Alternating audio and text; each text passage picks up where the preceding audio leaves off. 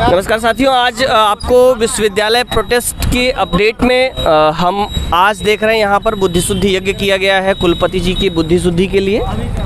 और आज हमारे बीच में एक शोधार्थी हैं, उनसे हम आज के इस कार्यक्रम के विषय में थोड़ा सा जानकारी लेंगे कि किस उद्देश्य से किस तरीके से यह बुद्धि शुद्धि यज्ञ किया गया है। जी, आपका नाम?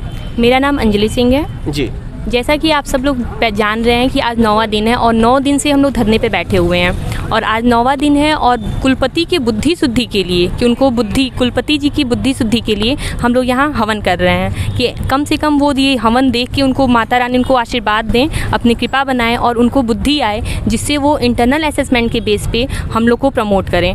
क्योंकि उनको इतने दिन से वो हम लोग का दुख दर्द उनको दिख नहीं रहा है, किस तरह से हम लोग रात दिन यहाँ रह रहे हैं, रुक रहे हैं, हम लड़कियाँ भी रात में रुकते हैं, बट उनको कुछ भी दिख नहीं रहा है। इस वजह से हम लोगों ने आज हवन किया है कि कम से कम अब भी माता रानी उन पर अपना आशीर्वाद बनाएं और उनको बुद्धि आए, जिससे वो हम लोग को प्रमोट करें। बहुत बहुत धन्यवाद। आप देख रहे हैं कि जैसे कुलपति जी की बुद्धि जो है ठीक ठाक नहीं है, वो कुछ नशे में मालूम पड़ते हैं या फिर उनको किसी प्रकार का मोह हो गया है या फिर धन का असर हो गया है, जो भी हो। इस पर हम थोड़ा सा जानना चाहेंगे। हमारे छात्र संघ अध्यक्ष श्री अमन जी हैं, आज उनका भी विचार जानेंगे। अमन जी, आप क्या कहना चाहेंगे इस बुद्धि शुद्धि यज्ञ के विषय में और कुलपति जी की बुद्धि के विषय में? देखिए, बुद्धि शुद्धि से पहले मैं कुलपति जी की हरकतों को स्पष्ट कर दूं तो आपको लगेगा कि वो सही में उनका बुद्धि शुद्धि योग जरूरी था। जब रिसर्च स्कॉलर इनसे मिलने जाते हैं तो पहले ये मिलते ही नहीं हैं। जी जी। तो धरने बैठते हैं आप तो कहते हैं संवाद भवन में मिलेंगे, और जब वहाँ जाते हैं आप तो वहाँ से अपने आप भागने लगते हैं। जी। 2 शब्द बोलते हैं फिर दौड़ के भागते हैं। जी जी जी। साला हम लोग डर जाते हैं कि क्या हो गया हमारे कुलपति जी को।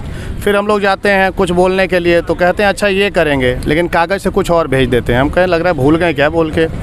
उसके बाद फिर क्या बात करते करते लगते हैं गाली गलौज करने। कई शिक्षकों को गाली दे दी हैं बात करते करते। जी, जी। बहुत हम लोगों को डर लग रहा है कि इतने महान कुलपति CBCS का एक भूत सा सवार हो गया है उन पे।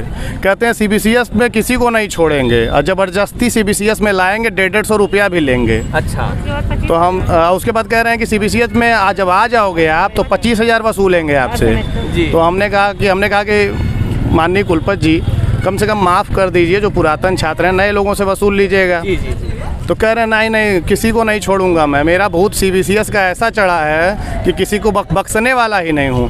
तो हम लोग को इतना रहम आया, हम कहें कि कहीं ऐसा ना हो कि किस दिन कुलपति आवाज़ से उतर के सड़कों पे दौड़ने लगे तो गाड़ी ओड़ी कोई न चढ़ा दे।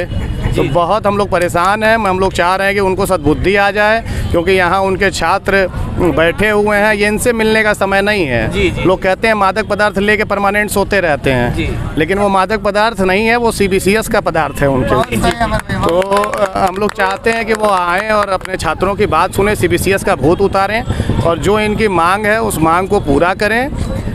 ईश्वर से प्रार्थना, इसीलिए हम लोगों ने आज सद्बुद्धि यज्ञ किया। हम लोग बहुत चिंतित हैं अपने कुलपति जी। अमन जी, हम ये कह रहे हैं ये जो CBCS का भूत है, क्या आपको उम्मीद है कि शुद्धि बुद्धि यज्ञ से पूरा हो जाएगा, उतर जाएगा, या फिर कोई ओझा सोखा भी आपने देखा है?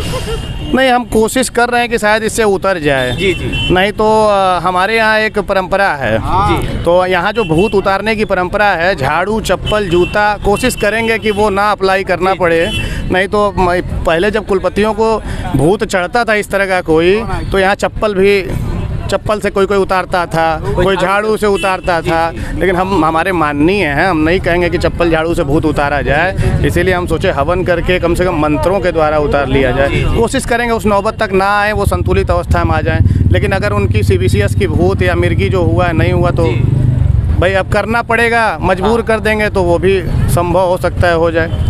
हमारे देश में भूतों को उतारने की ये परंपरा रही है कि मिर्गी के लिए चप्पल सुंघाया जाता है या पुराना मोजा सुंघाया जाता है, या फिर कुछ झाड़ू से भी कुछ ओझा होते हैं, भूत उतारते हैं। तो आप इस स्थिति तक थोड़ा सा भी बचा रहे हैं कि मंत्रों से काम चल जाए।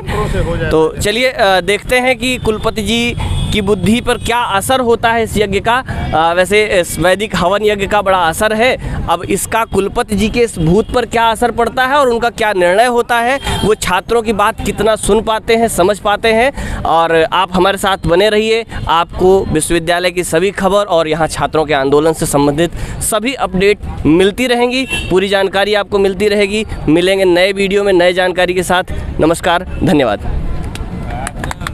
धन्यवाद।